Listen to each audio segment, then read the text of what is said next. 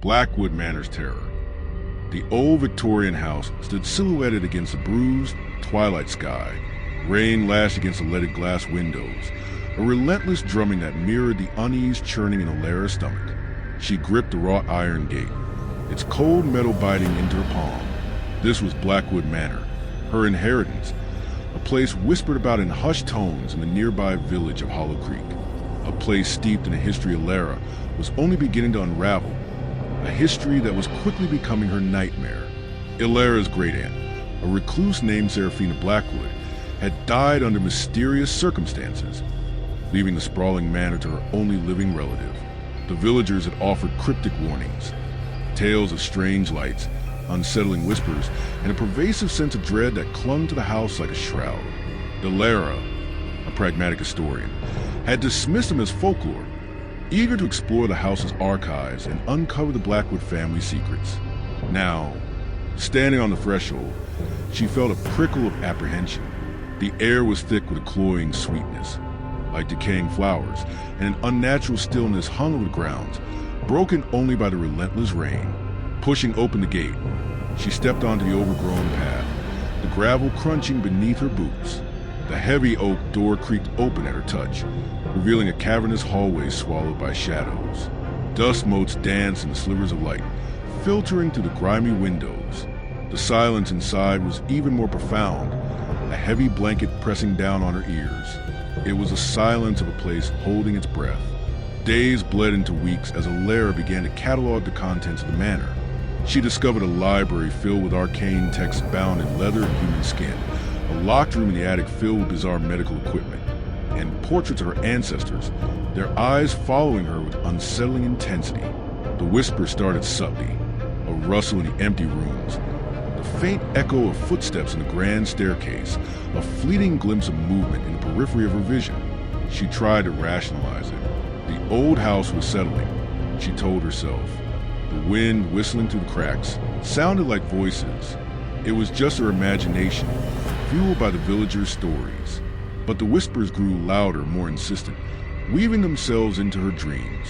They spoke of Seraphina, of dark rituals, and of something ancient and malevolent that resided within the walls of Blackwood Manor. One stormy night, while poring over Seraphina's diaries, Elara stumbled upon a chilling entry, the whispering one demands a vessel. It read, "The ink faded and spidery. The ritual must be completed. The bloodline must continue." A wave of icy dread washed over Elara. She understood now. The whispers weren't just in her head. They were real. The next morning, she discovered a hidden passage behind a bookcase in a library. It led down into a dark, damp cellar, the air thick with the smell of mildew and something else, something metallic and sickeningly sweet.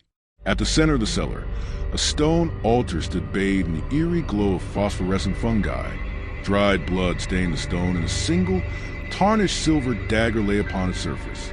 The whispers reached a crescendo, swirling around her, a cacophony of voices vying for her attention. They told her to complete the ritual, to offer herself as a vessel. They promised power, immortality, and a place beside the Whispering One. Elara fought back, her mind reeling. She refused to believe the insidious whispers, clinging to the last vestiges of her sanity. But the house itself seemed to be working against her. Doors slammed shut, trapping her in darkened rooms. The portraits of her ancestors seemed to morph and twist, their expressions turning malevolent. The temperature plummeted, and a bone-chilling wind whipped through the house, carrying the whispers on its icy breath. She fled to the attic, hoping to find a way out, a way to escape the encroaching darkness. There, in the locked room, she discovered Seraphina's final journal entry. It described the Whispering One, an entity trapped within the house, feeding on the Blackwood bloodline for centuries. Seraphina, driven mad by the whispers, had attempted to break the cycle, to destroy the entity, but she had failed. The final line of the journal sent a shiver down Elara's spine. "It knows your name." The whispers intensified, coalescing into a single, chilling voice that echoed through the attic. "Join us, Elara. Become one with the Whispering One. Embrace your destiny." The room began to spin, the shadows closing in. Elara stumbled back, her hand brushing against something cold and metallic. the silver dagger. She gripped it tightly, the last desperate hope flickering within her. She would not be a vessel. She would not let the Whispering One win. The Whispers mocked her, urging her to give in, to embrace the darkness. But Elara held firm, her eyes fixed on a single barred window, a sliver of moonlight illuminating the storm-racked sky. She would fight. She would find a way to break free. She would not become another victim of Blackwood Manor. The battle for Elara's soul had begun. The Whispers promised power and immortality, but the price was her very essence.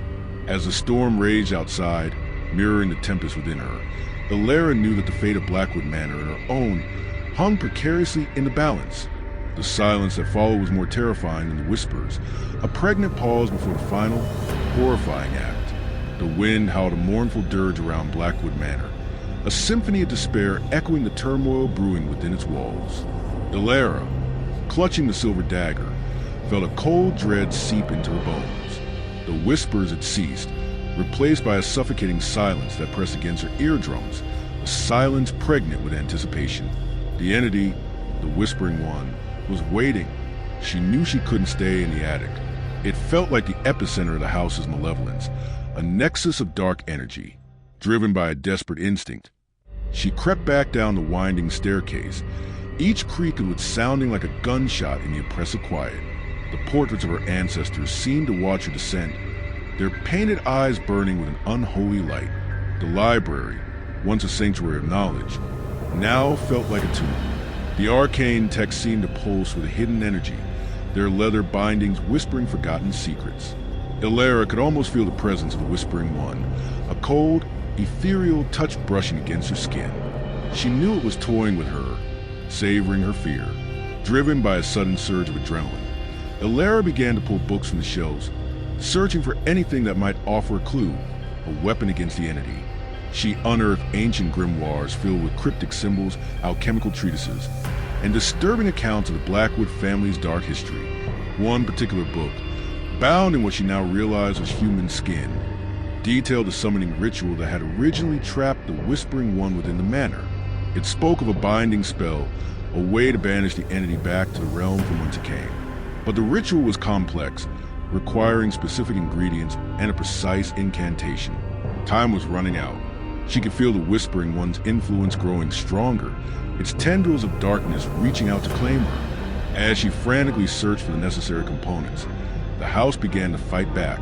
The floorboards beneath her feet shifted and groaned, threatening to swallow her whole. Illusions flickered at the edge of her vision. Shadowy figures, distorted faces, and fleeting glimpses of her own demise. The temperature plunged, and a spectral frost began to creep across the walls. The manor was becoming a physical manifestation of her fear, a labyrinth designed to break her spirit. Elara stumbled upon a hidden compartment behind a portrait of Seraphina, revealing a small cache of dried herbs, strange crystals, and a vial filled with a viscous black liquid.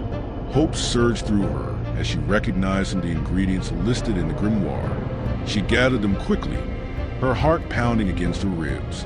She found a small and used chamber at the back of the library, a forgotten sanctuary tucked away from the house's malevolence, barricading the door with a heavy oak table. She began to prepare the ritual. She arranged the herbs and crystals on the floor, following the instructions in the grimoire with meticulous care.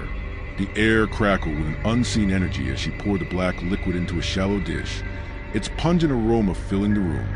Just as she began to recite the incantation, a blood-curdling scream echoed through the house. It was followed by a series of crashes, and the sound of splintering wood. The barrier she had erected was being breached. Terror clawed her throat, but Elara pressed on, her voice trembling as she spoke the ancient words. The room began to vibrate, the air shimmering around her. The symbols in the grimoire glowed with an eerie light, and the black liquid in the dish began to swirl and bubble. The door burst open, revealing a horrifying figure silhouetted against the flickering light of the library. It was tall and gaunt, its skin stretched taut over bone, its eyes burning with an unholy fire. Tendrils of dark energy emanated from its form, twisting and writhing like living shadows. The Whispering One had manifested. Elara didn't hesitate. With a surge of desperate courage, she raised a silver dagger and plunged it into the dish of black liquid. A blinding flash of light erupted from the dish, engulfing the room. A deafening roar echoed through the house, shaking its very foundations. When Elara's vision cleared, the room was silent. The Whispering One was gone. The only evidence of its presence was a faint scorch mark on the floor and the lingering smell of ozone in the air. The house felt lighter. The oppressive darkness lifted. The whispers were finally silenced. Exhausted but triumphant, Elara sank to the floor, the silver dagger still clutched in her hand. She had faced the darkness and emerged victorious. The curse of Blackwood Manor was finally broken. But as she looked around the ancient chamber, a new unease began to creep into her heart. The silence was too complete, too absolute. It was a silence of a predator waiting, of a power merely dormant, not destroyed. She had won this battle, but the war she suspected was far from over. The Blackwood legacy, she realized, was a burden she would carry for the rest of her days. And somewhere in the shadows, the Whispering One waited, patiently biding its time.